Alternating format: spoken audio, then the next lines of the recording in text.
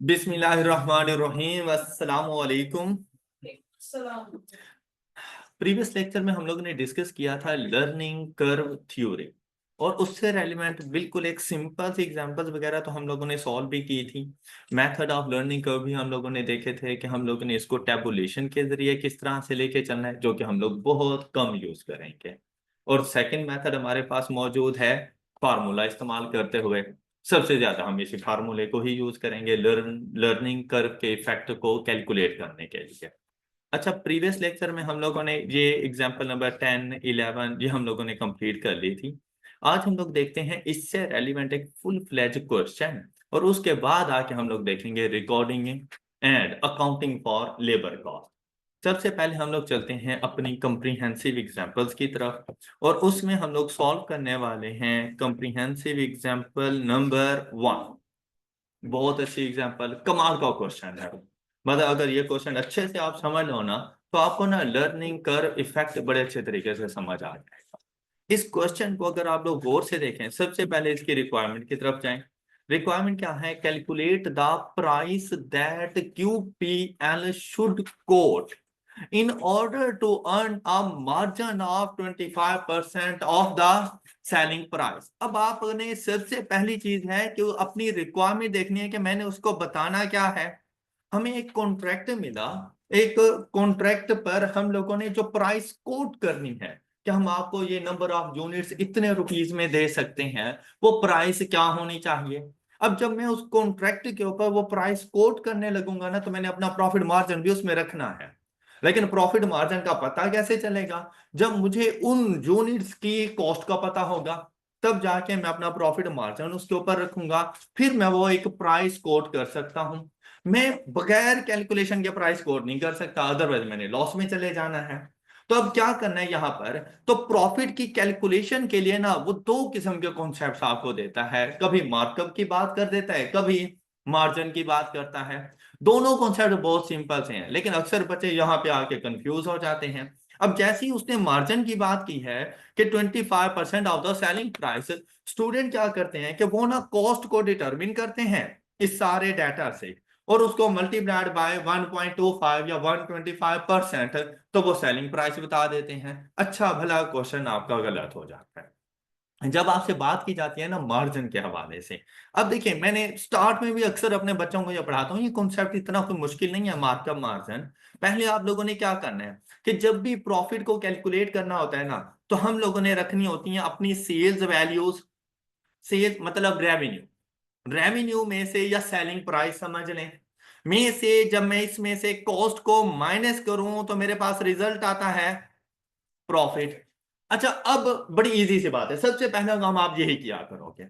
उसके बाद देखें आपको प्रॉफिट मार्जिन कितना चाहिए इससे, 25%। तो जहां पर आप लोगों ने प्रॉफिट लिखा है ना, उस प्रॉफिट के सामने वो परसेंटेज लिख लिया करो। अब चाहे ये मार्कअप हो चाहे ये मार्जिन हो, प्रॉफिट के सामने वो परसेंटेज लिखो जो आपको चाहिए। और आप लोगों ने अपना पहला जो कॉलम जाके बनाना है ना, वो अकॉर्डिंग टू परसेंटेज ही बनाना है। अब आपने ये देखना है कि इस परसेंटेज के लिए, इस प्रॉफिट के लिए आपने बेस किसको बनाना है। अब आपके पास ये दो चीजें हैं, सेलिंग प्राइस एंड कॉस्ट, इन दोनों में से किसी एक को बेस बनाया जा सकता है। तो अगर आप लोग सेलिंग प्राइस को बेस बनाते हो, जैसे कि क्वेश्चन में उसने आपको बता दिया कि 25% किसका चाहिए, सेलिंग प्राइस का, तो आपने इस सेलिंग प्राइस को 100 एज्यूम कर लेना है। ऑलराइट, जिसको बेस बनाओगे उसको 100 एज्यूम कर लो। अब हमें पता चल गया कि मैंने सेलिंग प्राइस को 100 रखना है। लेकिन अगर यहीं पे वो कह देता कि 25% ऑफ द कॉस्ट, तो आप लोगों ने कॉस्ट को जाके 100 रख देना था। वो कहलाता है मार्कअप। सेलिंग प्राइस की परसेंटेज हो तो मार्जिन, कॉस्ट की परसेंटेज हो तो मार्कअप। क्लियर हो गई बात? अच्छा, अब जो दूसरी वैल्यू आपके पास होगी ना, उसको आप लोगों ने बैलेंसिंग वैल्यू के तौर पर लेकर आना है। कि अगर मैं 100 रुपए की एक चीज सेल करता हूं और उस पर मुझे 25 रुपीज का प्रॉफिट हो जाए, तो उसकी कॉस्ट कितनी होगी? बैलेंसिंग वैल्यू के तौर पर आ जाएगी। तो उसकी कॉस्ट कितनी होगी हमारे पास? 100 में से कौन सी अमाउंट माइनस करूंगे मेरे पास 25 आ जाए, तो कॉस्ट की परसेंटेज होगी हमारे पास 75%। अब जो मैं कॉस्ट फाइंड करूंगा पर यूनिट वो बेसिकली 75% है, उसको डिवाइडेड बाय 75 करूंगा और मल्टीप्लाइड बाय, अब मैंने सेलिंग प्राइस बतानी है तो सेलिंग प्राइस की परसेंटेज क्या है 100, तो मल्टीप्लाइड बाय 100 करूंगा तो वो प्राइस है जो मैं कोट करूंगा। मतलब सबसे पहले मैं फाइंड करूंगा cost of inventory, cost of unit, cost of product. अभी मैंने फाइंड करनी है तो इसलिए मैंने उसको एक्सक्यूम कर दिया। कॉस्ट का जब मुझे पता चलेगा तो देखें कॉस्ट कितनी परसेंटेज के इक्वल है, तो जितनी परसेंटेज के इक्वल है उसके साथ उसको डिवाइड कर देंगे। ऑलराइट, और मैंने उसे क्या कॉस्ट ऑफ एसिड बतानी है, मैंने क्या बतानी है, मैंने क्या बतानी है सेलिंग प्राइस की परसेंटेज क्या है, इसके साथ मल्टीप्लाई कर देंगे तो हमारे पास ये रिजल्ट आ जाएगा। यहां तक क्लियर। अच्छा अब फाइंड करते हैं कि भाई ये cost of acid, cost of inventory क्या होगा, cost of product, cost of unit हमारे पास क्या बनेगा, इस एक्स की वैल्यूज को फाइंड करते हैं। उसके लिए अगर आप लोग क्वेश्चन को देखें तो Quality Plastic Limited QPL produces plastic bodies of various appliances according to the customers specification. मतलब कस्टम ऑर्डर्स होते हैं उसके पास, ऐसा नहीं है आप जाएंगे और बनी बनाई चीजें आपको मिल जाएंगी, आप जैसा उसको ऑर्डर करेंगे उसने आपको वैसी चीज प्रिपेयर करके दे देनी है। फिर देखें it has received an order for supply of 10,000। अब ये ऑर्डर आया उसमें टोटल कितनी क्वांटिटी मौजूद है 10,000 of a washing machine, the supply is to be made within, और ये हमारे पास टोटल टाइम है कि हम लोगों ने ये सप्लाई उनको देनी है। अब देखिए next, the following information is available, QPL carries out production process in batches of, ये एक बैच में 100 यूनिट्स होंगे। जैसे आप लोग किसी चीज को कोई पैकेट लेना तो उसमें डिफरेंट नंबर ऑफ यूनिट्स मौजूद होते हैं तो वो एक पैकेट बन जाता है। अब हम लोग जो प्रोडक्शन कर रहे हैं वो in the form of batches हैं, और एक बैच में कितने यूनिट होंगे 100, तो 10,000 यूनिट्स बनाने के लिए टोटल नंबर ऑफ बैचेस कितने लग जाएंगे, तो हम लोग लिखेंगे total number of batches are 10,000 divided by 100 is equal to 100 number of batches। कोई डाउट? अच्छा अब मैंने ऐसा क्यों किया, क्योंकि जो मेरे पास डाटा गिवन है ना cost of the first batch, जो डाटा गिवन है पर यूनिट के हिसाब से नहीं है, पर बैच के हिसाब से है। इसीलिए मैंने देख लिया कि टोटल नंबर ऑफ बैचेस कितने होने चाहिए थे। अब मेरे पास टोटल 20 नंबर ऑफ बैचेस हैं, फर्स्ट बैच बनाने की कॉस्ट क्या आएगी, उसके लिए उसने आपको बताया कि आपको डायरेक्ट मटेरियल चाहिए, डायरेक्ट मटेरियल की उसने आपको कॉस्ट बता दी कितनी है 66,000 इन टोटल कॉस्ट है इन रुपीज, और इस पर क्वांटिटी कितनी लगी है, ये माइनस का साइन नहीं है, ये बेसिकली डैश है कि जो क्वांटिटी लगाई है हम लोगों ने वो 1100 kilogram of raw material in one batch, और उसकी टोटल कॉस्ट क्या बनी हमारे पास 66,000। लेकिन साथ में उसने कहा कि भाई ये टोटल 1100 की जो क्वांटिटी है ना ये सारी की सारी उस बैच में नहीं लग गई, उसमें 10%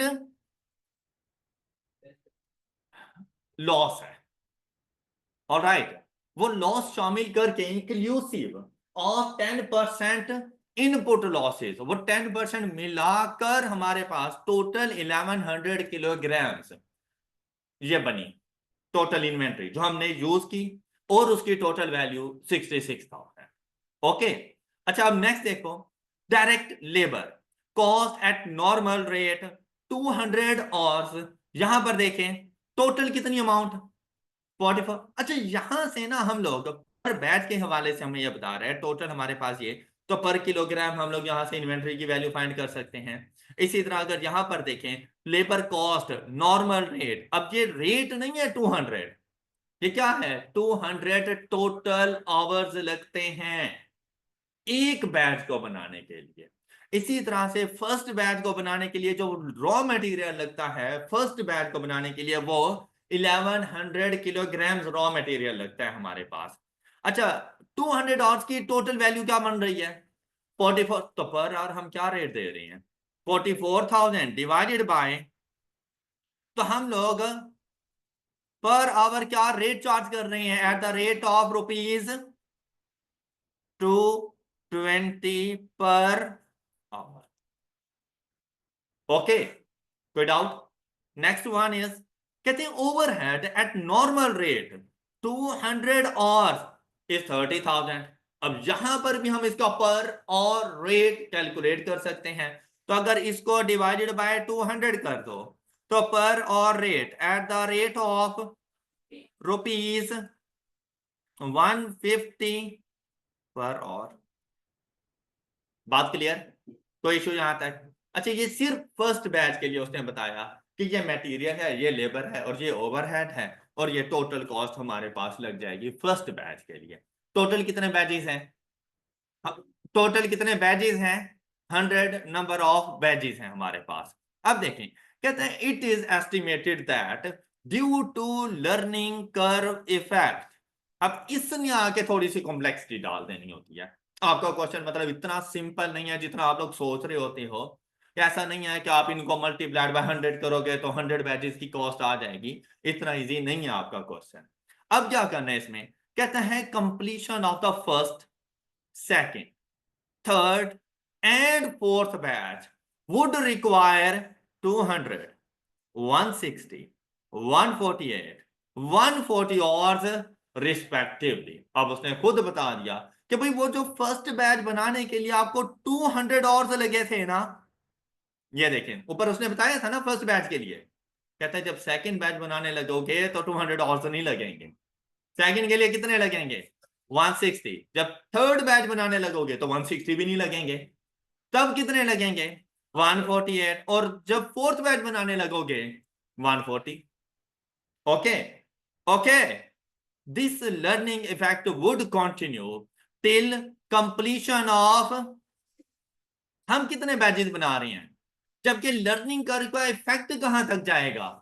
तो अगर मैं वहां पर आपसे पूछूं कि मैं ए की वैल्यू क्या रखूंगा, तो आप मुझे क्या बताओगे? अगर मैं आपसे पूछूं ए की वैल्यू मैं क्या रखूंगा, तो आप मुझे क्या बताओगे? 200। ए की वैल्यू होती है फर्स्ट बैच पर लगने वाला टाइम, और वो तो 200 आवर्स लग रहे हैं। ओके, लेकिन अगर मैं आपसे पूछूं कि मैं एक्स की वैल्यू क्या रखूंगा, फार्मूला याद है ना लर्निंग कर्व का, y is equal to a x raise to power b. Okay, तो ए की वैल्यू क्या है? 200। एक्स की वैल्यू क्या है? हालांकि टोटल नंबर ऑफ बैचेस कितने हैं? 100, लेकिन लर्निंग कर्व का इफेक्ट कहां तक जा रहा है? 64। उसके बाद वो टाइम कांस्टेंट हो जाता है। तो वो कांस्टेंट टाइम कैसे फाइंड करूंगा? 64 के ऊपर टोटल टाइम देखूंगा, 63 का टोटल टाइम देखूंगा, उन दोनों का डिफरेंस 64 से ऑनवर्ड लास्ट के 36 बैचेस के लिए सेम टाइम लाके रख। मेरी बात समझ आई? अच्छा नेक्स्ट अब देखें। अब यहां पर आकर ना उसने आपको ये नहीं बताया कि लर्निंग कर रेट क्या है, 10, 15, 20%, ये बात उसने नहीं की। उसने कहा कि भाई जो आप लोगों ने जाकर लर्निंग इफेक्ट देखना है at various learning levels is as under. कहता है भाई अगर 10% हो तो ये वैल्यू है, 15% हो तो ये है, और 20% हो तो ये वैल्यू है। मतलब अगर 80% लर्निंग कर इफेक्ट रेट है तो हम ये वाली वैल्यू ले लेंगे। अब हमें इस बात का पता कैसे चलेगा कि हमारे पास इसका रेट क्या है? कैसे पता चलेगा? क्या ऐसा नहीं है, आपको नहीं लग रहा कि मैं देख लूं 200 में से 160, 160 में से 148, 148 में से 140, तो देखिए कितने परसेंट के साथ डिक्रीज हो रहा है, कितने परसेंट का डिक्रीज आ रहा है इसमें। मतलब आप ये देखो ना 160 200 का कितने परसेंट है? 160 divided by 200 is equal to 80, 0.8। 160 divided by, जब से ज्योमेट्रिक मीन में आर की वैल्यू फाइंड करते थे, क्या आप आर की वैल्यू फाइंड करने के लिए कॉमन रेशियो आप लोग कहते थे कोई भी टर्म डिवाइडेड बाय उससे प्रीवियस टर्म, आर की वैल्यू आ जाती, बिल्कुल वही सब बार, बिल्कुल वही चीज ही तो है यहां पर, कि वो रेट ही तो हम लोगों ने फाइंड करना है। तो अब देखो ऐसा नहीं लग रहा जैसे उसने मुझे खुद बता दिया कि उसमें जो एफिशिएंसी आनी है ना वो कुछ इस तरह से आनी है। तो यहां पर जाके रेट फाइंड करें तो मेरे पास रेट की वैल्यू आ जाएगी 160 बाय 180। अब अगर मैं 148 बाय 160 करूं तब भी सेम रेट है, अगर मैं 140 बाय 148 करूं तब भी सेम रेट है। सॉरी 200 है, 160 डिवाइडेड बाय 200। अच्छा, तो वैल्यू क्या आ गई है आपके पास? एम आई राइट? यहां तक कोई इशू? अच्छा, ऐसा नहीं लग रहा कि जैसे आप लोग जाके इफेक्टिव रेट ये वाला जाके उठा लोगे और ये उसकी वैल्यू आ जाएगी बी की आपके पास, बस यहीं पे क्वेश्चन गलत होता है। नहीं समझ आई?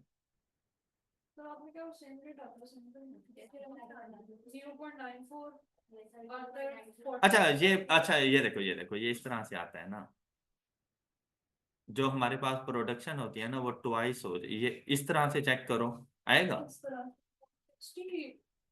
आना तो चाहिए। नहीं अभी भी नहीं आएगा, नहीं आ रहा। चलो सुनो, इसकी रीजन क्या है। अब यहां पर देखो, एक तो हम लोगों ने कहा था जो हमारे पास नंबर ऑफ यूनिट्स होंगे ना वो आप लोगों ने लेने हैं 1 2, उसके बाद 3 नहीं लेना, 4, उसके बाद 8, कि आपने प्रोडक्शंस को डबल करते जाना है। जब हम लोग टेबुलेशन मेथड पर थे, याद आया आप लोगों को? अच्छा, अब ऐसे इधर से हमें पता चला जैसे ये 80% का डिक्रीज आया तो स्टूडेंट ने अक्सर ये किया था कि इसको जाके ना 80% के मुताबिक कैलकुलेट कर लिया। तो उन्होंने जो बी की वैल्यू उठा ली वो -0.322 और उनका सारा क्वेश्चन गलत हो। तो ये इस तरह से नहीं होता। इसके लिए अगर आप लोग देखें तो उसने सिर्फ एक बैच बनाने का एक्स्ट्रा टाइम बताया हुआ है, ये इंक्रीमेंटल टाइम है, कि फर्स्ट बैच बनाओगे तो आपको 200 आवर्स लगेंगे, लेकिन जब सेकंड बैच बनाने लगोगे तो फिर सेकंड बैच का जो टाइम है ना वो 160 है, लेकिन टू बैचेस को कंबाइन बनाने का टोटल टाइम कितना हो चुका है? 360। 200 प्लस 160, 200 फर्स्ट के ऊपर, सेकंड के ऊपर जो इंक्रीमेंटल टाइम लगा वो 160 का। तो दो बैचेस बनाने का टोटल टाइम कितना लग गया? 360। बात क्लियर? अच्छा, अब इसको जरा मैं टेबुलेशन के मेथड के मुताबिक लेके चलूं तो देखो, सबसे पहले नंबर ऑफ यूनिट्स 1 2 4 इस तरह से लेके चलेंगे हम लोग। एक यूनिट बनाने पर टाइम कितना लगा? 200 आवर। बात क्लियर? सुन लेना जरा अच्छे तरीके से। लर्निंग कर्व इफेक्ट इतना भी इजी नहीं है जितना इसको लिया जाता है, इतने खाम में आपकी मिस्टेक करवा देनी है। फिर सेकंड जब बैच के ऊपर गए ना तो 160 आवर्स हमारे मजीद लग जाएंगे। तो हमारे पास दो बैचेस बनाने के लिए, सेकंड बैच बनाने के लिए 160 आवर्स लगेंगे, लेकिन टोटल टाइम कितना लग जाएगा?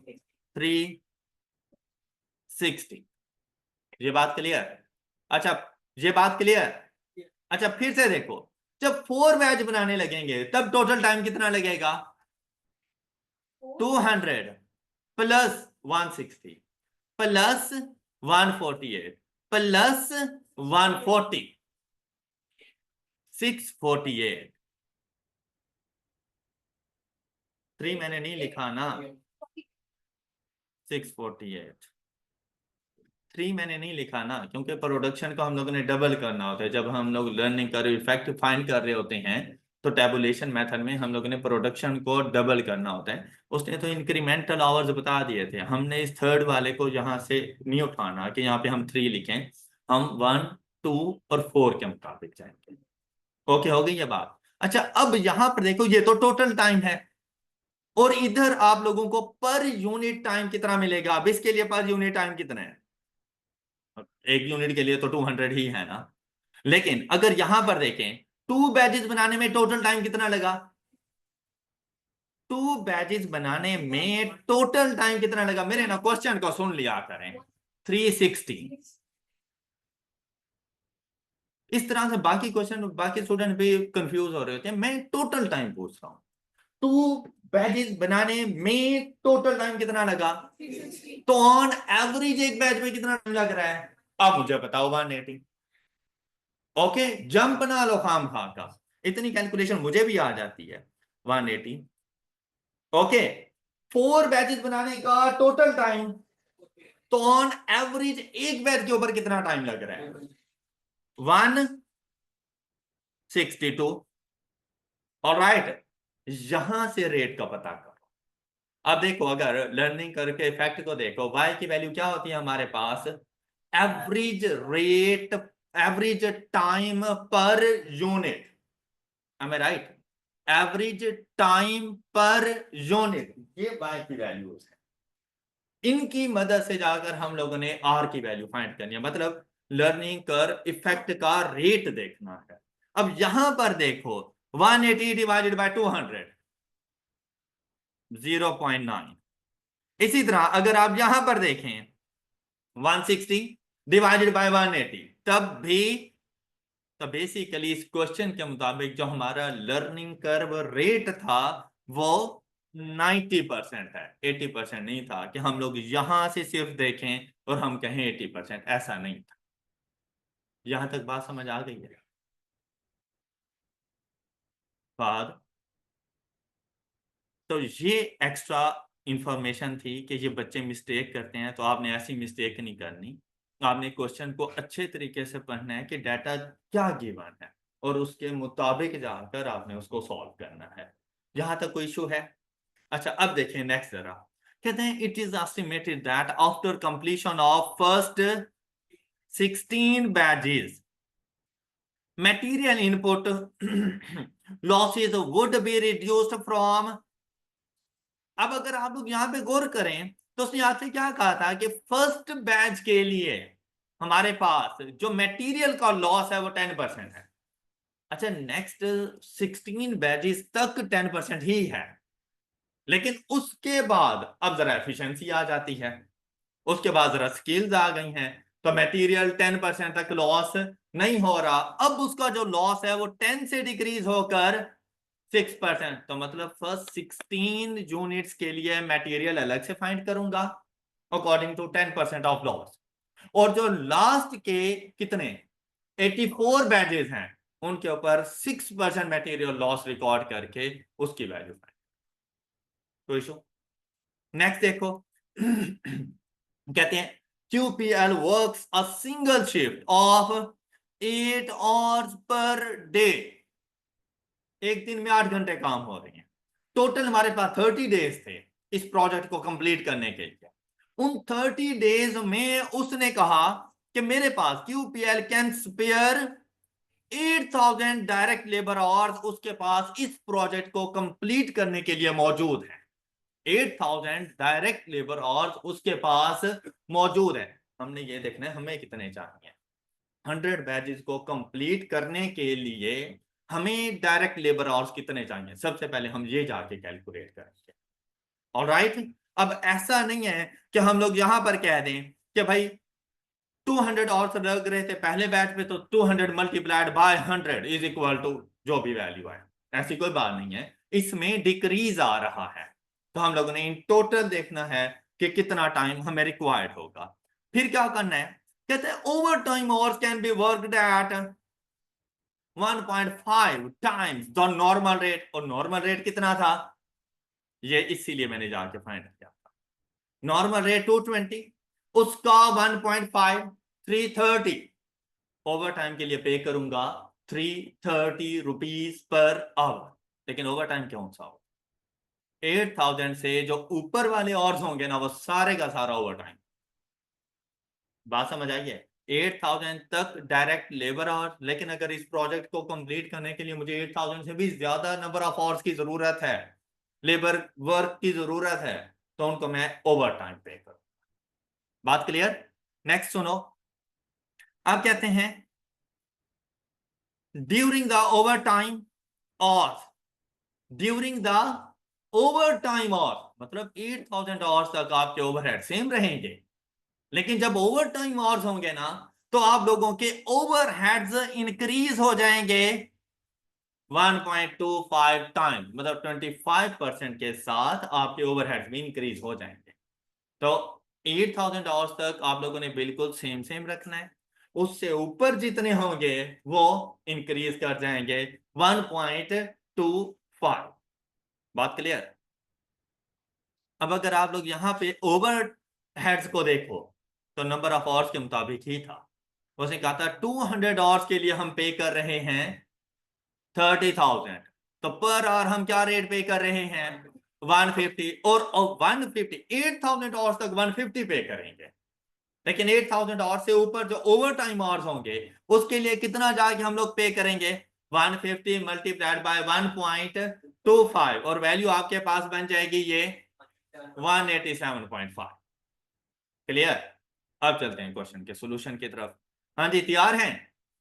कॉस्ट ऑफ प्रोडक्ट या इन्वेंट्री या प्रोजेक्ट फाइंड करनी है, तो लाजमी बात है उसमें मटेरियल आएगा, लेबर भी आएगी, साथ में ओवरहेड्स भी लेकर आए। तो सबसे पहले बात कर लेते हैं मटेरियल की।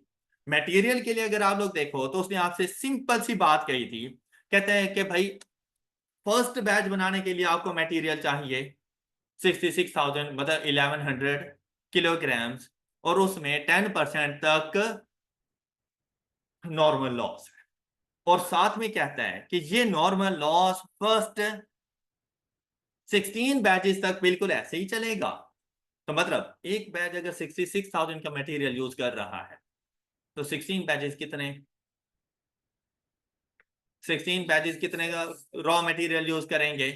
1056 एग्जाम्पल नंबर 1 है ये हमारे पास, comprehensive example 1।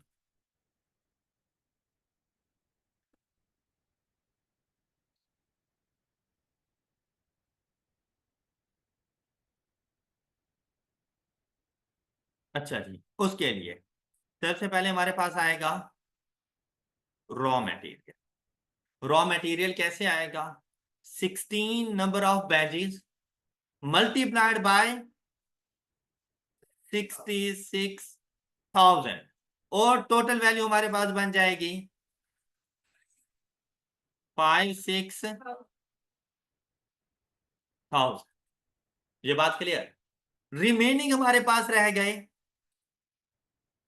84 batches multiplied by, बात ये आती है कि नेक्स्ट बैच, अब इस 66,000 में ना 10% का लॉस शामिल था, जो नेक्स्ट 84 बैचेस है ना उन पर 10% का लॉस नहीं है, उन पर लॉस कितना है 6। अच्छा मुझे ये बात बताओ कि सपोज अगर फर्स्ट 16 बैचेस उसमें रॉ मेट एक प्रोडक्ट का एक यूनिट बनाने के लिए सपोज करो कि अगर 1 किलोग्राम रॉ मटेरियल लगता है, तो क्या बाद में वो 1 किलोग्राम नहीं लगेगा?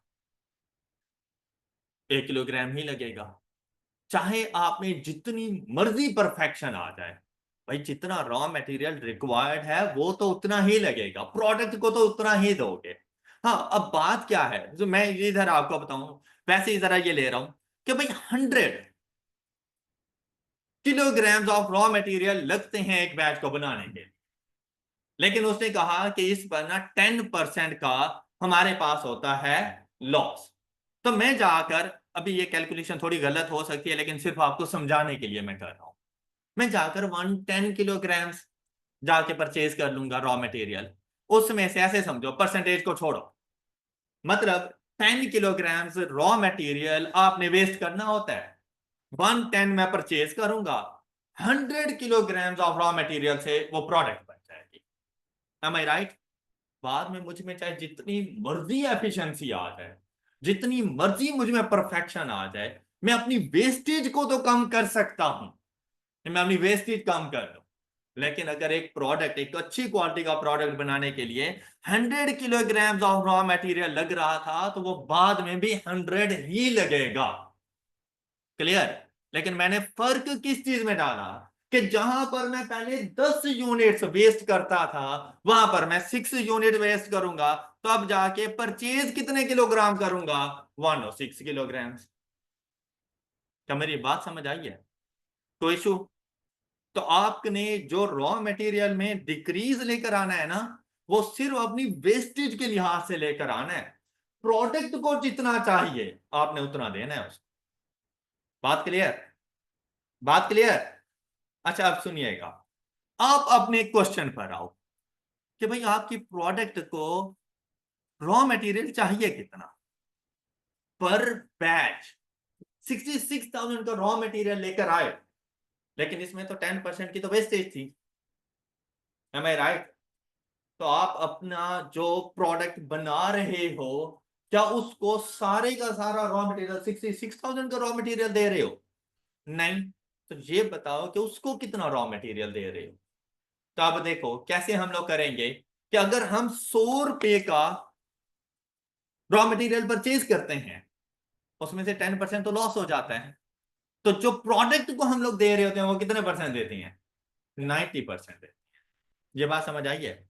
प्रोडक्ट को कितने परसेंट जाके देते हैं? 90%। तो हम क्यों ना, ये देखो ये है 66,000 इन टोटल, इसमें वेस्टेज शामिल है, तो मतलब ये 100% है, ये 100% है। और मटेरियल को कितना दे रहा हूं मैं, अपनी प्रोडक्ट को कितना मटेरियल दे रहा हूं, तो divided by 100 and multiplied by 90। तो देखो एक बैच बनाने में मटेरियल कितना लगता है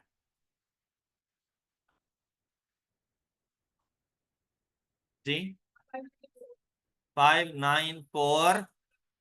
ये इन एक्चुअल रॉ मटेरियल है जो एक बैच बनाने के लिए आपको चाहिए। ये बात क्लियर? किसी को कोई इशू? लेकिन अब आप जा रहे हो 6% वेस्टेज के साथ, एम आई राइट? अगर आपको इस बात का इल्म हो कि भाई आपको अगर चाहिए 59,400 का रॉ मटेरियल और उस पर 6% की वेस्टेज है, तो क्या आप परचेज करने जब जाओगे अपने सप्लायर के पास तो 59,400 की परचेज करोगे? कितने की कम की परचेज करोगे, ज्यादा की? कितनी की करोगे? बेटा परसेंटेज अप्लाई कर, 60,000। बाकी को स्टूडेंट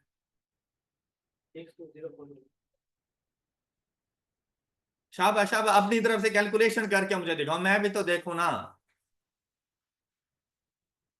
अच्छा। और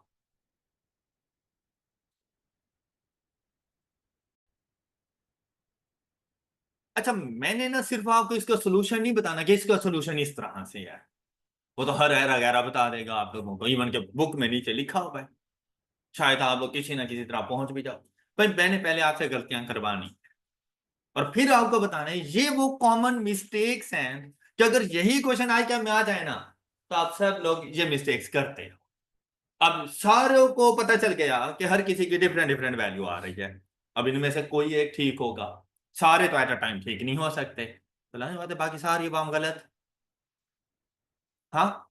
अब आप लोग मिस्टेक कहां कहां करते हो जो कि इन फ्यूचर आपको नहीं करनी चाहिए? भाई ये वो वैल्यू है जो आपको हर हाल में चाहिए एक प्रोडक्ट बनाने में। इस अगर 0% वेस्टेज होना, 0%, तब भी ये रॉ मटेरियल चाहिए।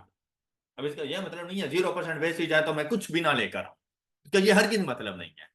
इसका ये मतलब है मैं 59,400 का रॉ मटेरियल लेकर आऊंगा। बात क्लियर हो गई? अब मेरी कैलकुलेशन सुन लेना, अब आप में से कोई ना कैलकुलेशन करे। अब बात सुन, अब बच्चा क्या करता है, बच्चा जाता है और वो इसका 6% फाइंड करता है, विच इज इक्वल टू, अब जरा हेल्प करो मेरी, 3, 9। ये जरा वैल्यूज चेक करते रहना एक दूसरे की, आपने एक दूसरे को गलत साबित करना है कि भाई इन्होंने गलत बताई है ना? शाबाश, यही चीज मैं आपसे कह रहा था, काफी सारी अवाम कहीं और बैठी हुई होती है। हाँ जी, 59400 multiplied by 6% is equal to 313564। अच्छा, कुछ होते हैं जीनियस लोग, वो क्या करते हैं, वो कहते हैं भाई 59,400 का मुझे रॉ मटेरियल चाहिए, उसमें से 6% की वेस्टेज है, तो वो सिंपली जाके 59,400 में से ये अमाउंट माइनस कर देते हैं। करना जरा माइनस, माइनस नहीं आया। मैं तो कह रहा हूं वो करो।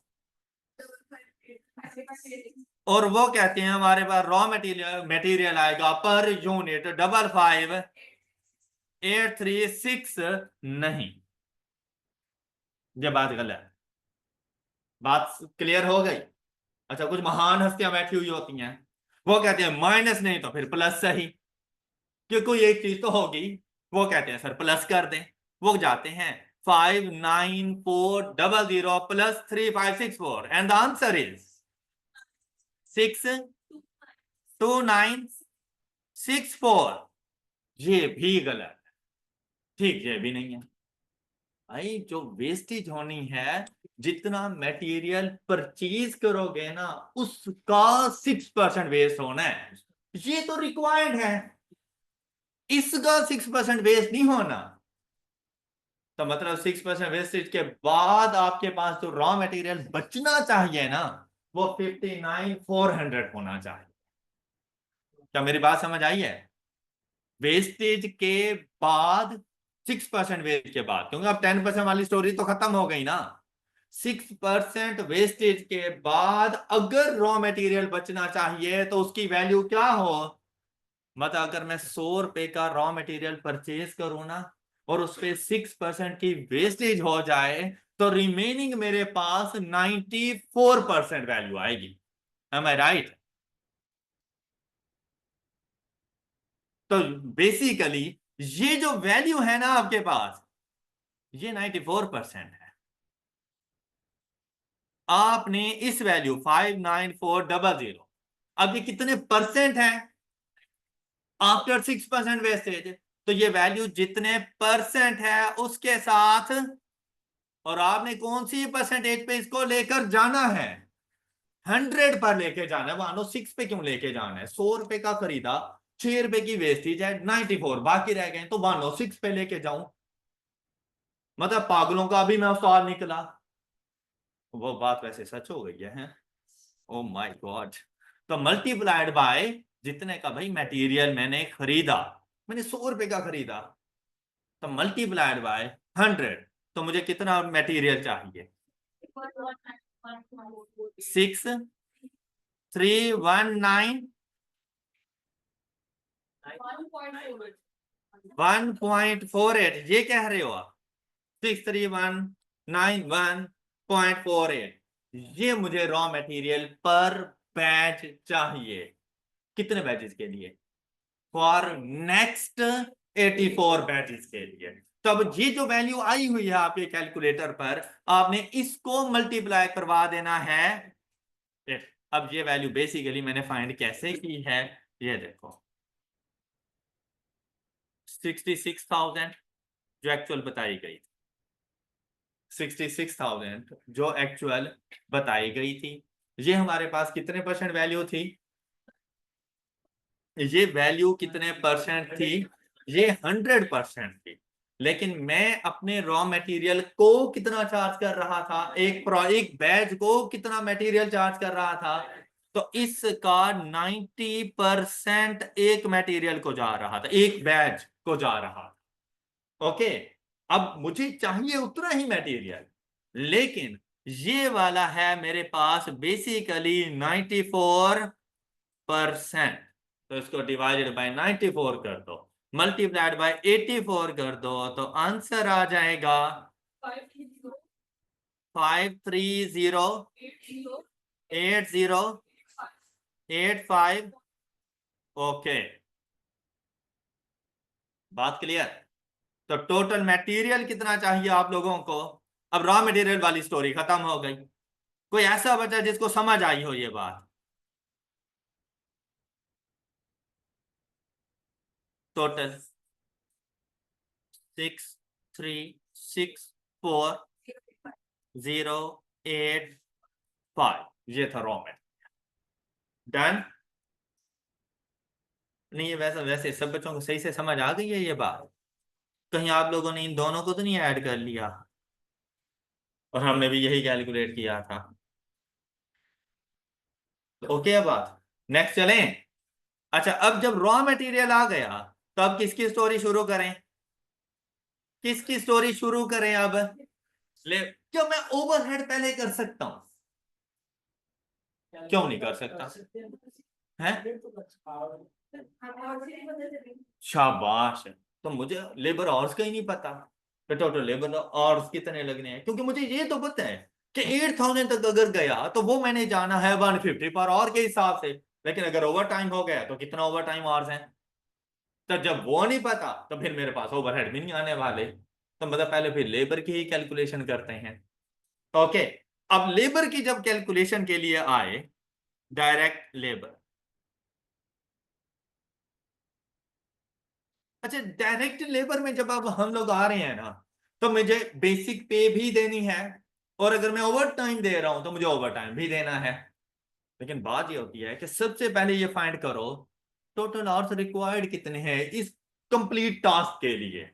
हम लोगों ने कितने 100 बैचेस बनाने हैं ना, 100 बैचेस को कंप्लीट करने के लिए मुझे टोटल टाइम कितना चाहिए। अब उसके ऊपर आ रहा है लर्निंग इफेक्ट। ऑलराइट, आपने जाना है सबसे पहले वर्किंग पे, गलत कर रही हो, सुन लो इधर, आपने जाना है सबसे पहले वर्किंग पर।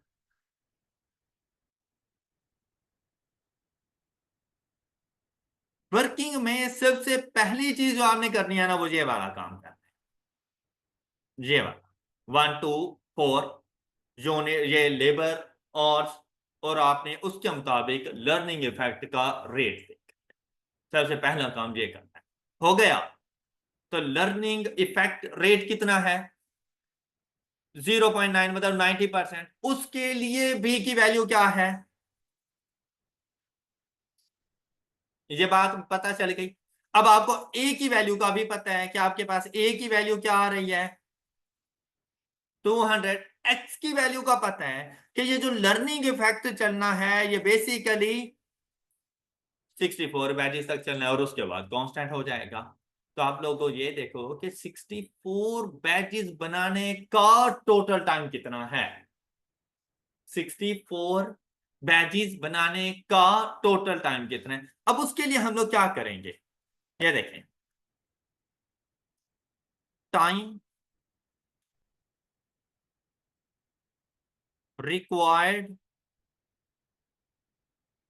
For first 64 batches. अच्छा, फॉर्मूला क्या पढ़ा था आप लोगों ने, y is equal to a x raise to power minus b. A की वैल्यू, x की value raise to power minus 0.152, रुक जाना जरा, इज इक्वल टू y। अब y क्या था, क्या 64 बैचेस का टोटल टाइम था y, क्या एवरेज टाइम पर यूनिट। ऐसा नहीं आ रहा जैसे 64 बैचेस बनाने पर ऑन एवरेज कितना टाइम लगेगा, ऐसा ही है ना। तो टोटल 64 बैचेस बनाने में कितना टाइम लगेगा, तो एवरेज मल्टीप्लाइड बाय 64। तो अब ये आ जाएगा 64 बैचेस का टोटल टाइम। बात समझ आएगी मेरी, ये देखें बिल्कुल ऐसे ना। ये थी हमारे पास y की वैल्यू। तो अगर मैं आपसे ये कह दूं कि y is equal to 162 for 4 batches, तो टोटल टाइम 4 बैचेस का कितना होगा, आप कैसे फाइंड करोगे, 162 मल्टीप्लाइड बाय 4, तो आप मुझे कह दोगे कि टोटल टाइम लग रहा है 648। एम आई राइट। तो मैं आपसे कह रहा हूं कि भाई 64 बैचेस बनाने के लिए टोटल कितना टाइम लगेगा, तो 64 क्वांटिटी मल्टीप्लाइड बाय वो फार्मूला। तो 64 बैचेस बनाने का टोटल टाइम कितना लग रहा है, 6803 कर देते हैं। हाँ, तो y means that average time per unit, बस वो आ गया, मतलब ये y की वैल्यू आ गई यहां से, एवरेज टाइम पर यूनिट, उसको मल्टीप्लाई कर दिया 64 से, या यूं समझ लो, उड़ा दो इसको, ये लो, ये वाली वैल्यू क्या है, ये वाली वैल्यू फाइंड करके बताओ, 106.28929। मैं कह रहा हूं कि 64 बैचेस बनाने के लिए एक बैच के ऊपर ऑन एवरेज इतना टाइम लग रहा है। तो 64 बैचेस बनाने पे कितना टाइम लगेगा, अब आप मुझे क्या कहोगे, क्या 64 को मल्टीप्लाई करूं किससे 106 पॉइंट, तो आंसर आ जाएगा 68। बस मैंने एक स्टेप खा गया था यहां पर। ओके, और कुछ भी नहीं था। बात क्लियर हो गई। अब भाई 64 बैचेस तक तो आपका इतना टाइम रिक्वायर्ड है। कितना? इतना। ओके, अब आपने ये देखना है उसके बाद टाइम पर बैच कांस्टेंट हो रहा है, उसके बाद लर्निंग इफेक्ट नहीं है। तो आपने देखना है कि भाई 63 बैचेस बनाने में कितना टाइम लगेगा। तो अब जहां पे 64 था वहां पर 63 आ जाएगा। अब 63 बैचेस का टाइम, टाइम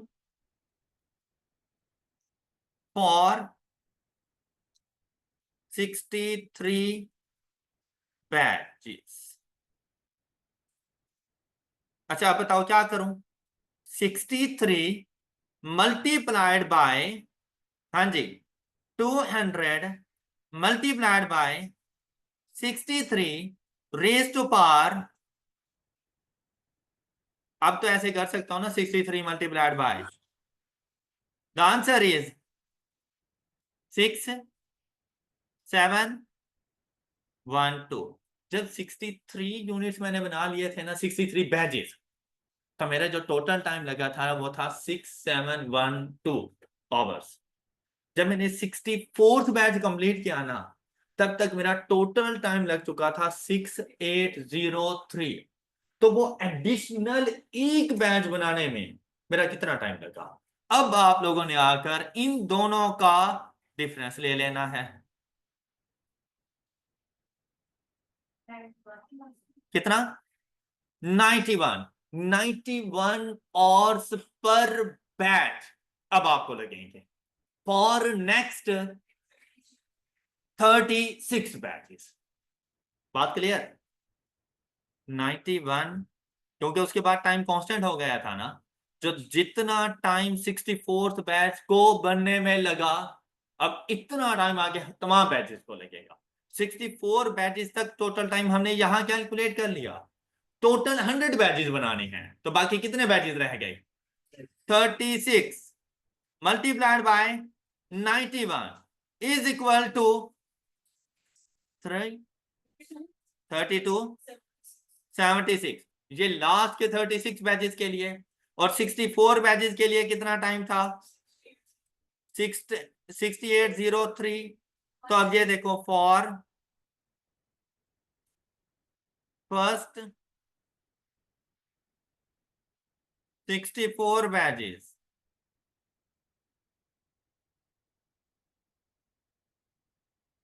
तो टोटल टाइम कितना रिक्वायर्ड है? 1। कोई ऐसा स्टूडेंट जिसको ये बात समझ आ गई हो, अच्छे से समझ आ गई है? चलें, गुड। आपके पास कितने और थे? हाँ जी, शाबाश। लेस कर दें डायरेक्ट लेबर और अवेलेबल,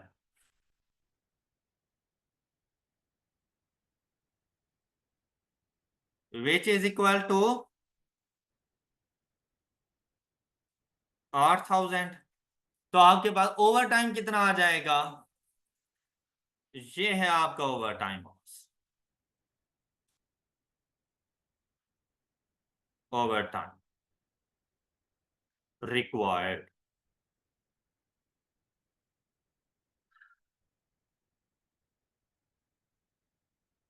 डन। अच्छा, बस ये जब वर्किंग हो गई ना, तो समझ लो आपका क्वेश्चन कंप्लीट हो गया। उसके बाद कुछ रहता ही नहीं है। कैसे? अब हम लोगों ने जाना है डायरेक्ट लेबर के पास। डायरेक्ट लेबर से कहना है बेसिक पे। बेसिक है हमारे पास 8000 मल्टीप्लाइड बाय, अब देखो लेबर को हम लोग कितना पे कर रहे थे, हम लोग per hour 220। 8000 multiplied by 220, the answer is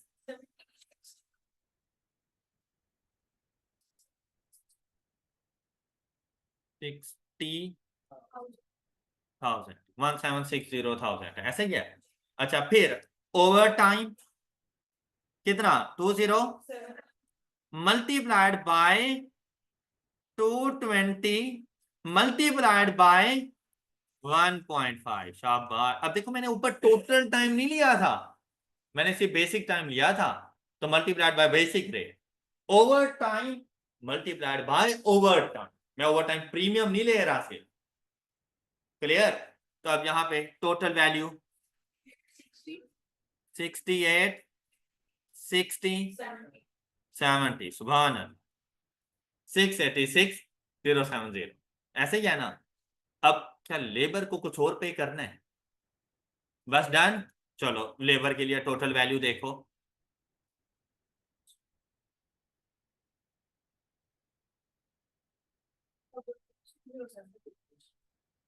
2446070, ये है आपकी टोटल डायरेक्ट लेबर। किसी को doubt? Clear? Next one is overhead. Overhead के लिए उसने कहा था कि भाई 8000 जो डायरेक्ट लेबर है, डायरेक्ट लेबर आवर्स के इक्वल, वो आपने पे करने हैं एट द रेट ऑफ 150। तो चलो 150 के हिसाब से पे करते हैं, इज इक्वल टू 1200,000। और जो ओवर टाइम पे करना है वो बेसिक रेट का 1 point, the value is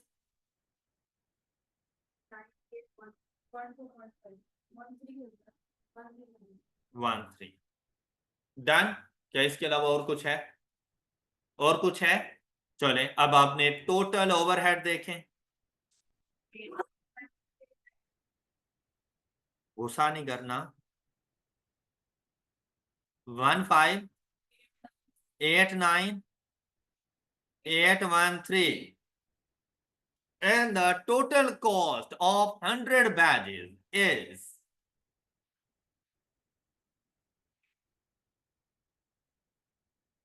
total cost is equal to 10,399,96। ये है टोटल कॉस्ट ऑफ 100 बैचेस। कोई शो? कोई शो? क्या आपने कॉस्ट ऑफ बैच बतानी थी? अच्छा अब आपने क्या करना है, इस x को रिप्लेस कर दो, ये जो कॉस्ट अभी फाइंड की है, क्या फाइंड की थी? 103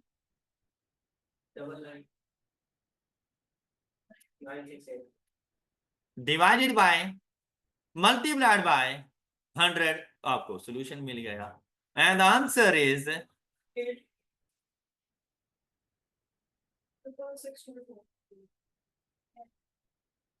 सॉल्व हो गया। डन?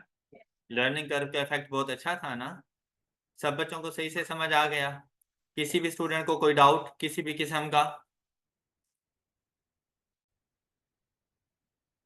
आई होप कि सब बच्चों को एग्जाम्पल नंबर 1 अच्छे से समझ आ गई होगी। अगर आपको एग्जाम्पल नंबर 1 अच्छे से समझ आ गया ना, तो अब एग्जाम्पल 2 आपके लिए प्रॉब्लम क्रिएट नहीं करेगी। मे बी इसने कल किया हो, सॉल्व ही ना हुई हो, समझ ही ना आई हो, लेकिन अगर आज इसके ऊपर थोड़ी सी एफर्ट जाके पुट करोगे ना, तो आज एग्जाम्पल नंबर 2 सॉल्व हो जाएगी। आप लोग एग्जाम्पल नंबर 2 और एग्जाम्पल नंबर 3 को जरा अच्छे तरीके से देखिएगा कि इसको किस तरह से सॉल्व किया जा सकता है। 2 एंड 3 आप लोगों ने रिवाइज करके आनी। That's all for today. अपना बहुत सा ख्याल रखिए। नेक्स्ट लेक्चर में मिलते हैं। अल्लाह हाफ़िज़।